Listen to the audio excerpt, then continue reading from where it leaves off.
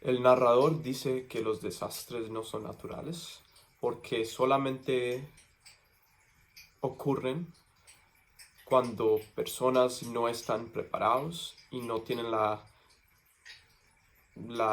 el conocimiento necesario para poder saber cuáles son los pasos necesarios para poder mantenerse protegidos durante un evento climático como un terremoto o un huracán.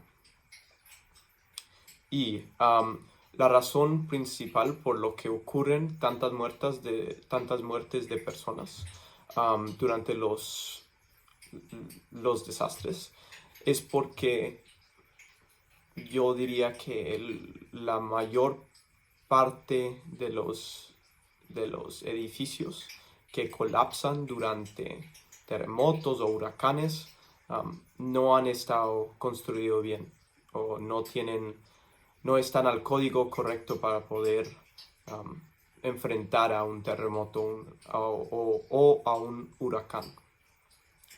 Y sí, entonces yo diría que eso es la mayor cosa y la mayor razón por qué hay tantas muertes durante estos desastres.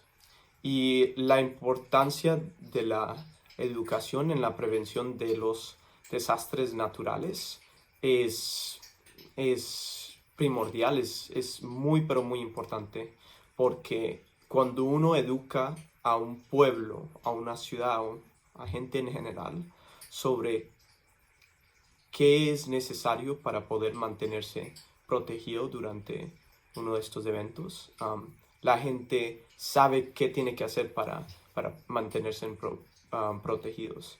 Y eso simplemente salva bastantes vidas, porque es exactamente como yo en mi trabajo de excavación. Yo trabajé de excavación reemplazando líneas sépticas y líneas de agua este verano. Y, ¿me entiendes? Cuando uno está ahí abajo en ese hueco, sacando tierra, es muy probable que, o por lo menos es posible que se colapse una de las paredes, ¿cierto? Y lo más importante es uno saber qué hacer y qué no hacer durante esas situaciones. Y sí, yo diría que lo mismo aplica a esto de los desastres. Uno tiene que saber qué hacer. Y la razón por la que no murieron tantos niños durante ese terremoto de Japón en el 2011 es porque los edificios de educación escolares, ¿cierto?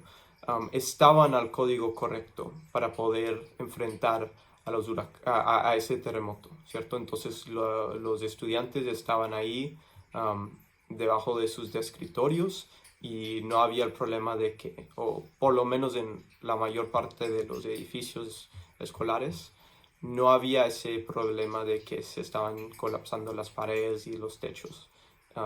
Los niños adentro se mantuvieron muy protegidos.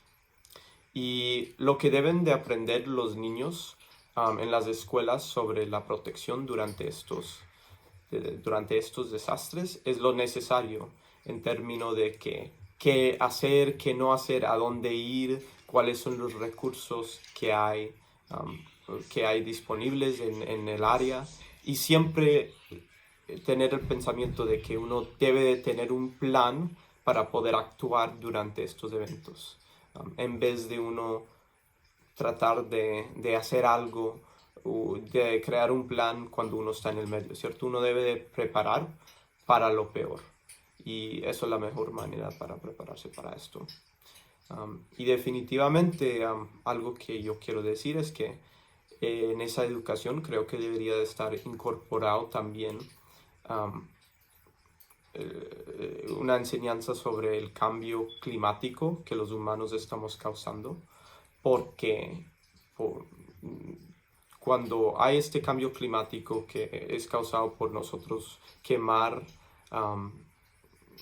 esas gasolinas y los aceites, ¿cierto? Esos recursos naturales, eso causa que las tormentas y los desastres se vuelvan más probables.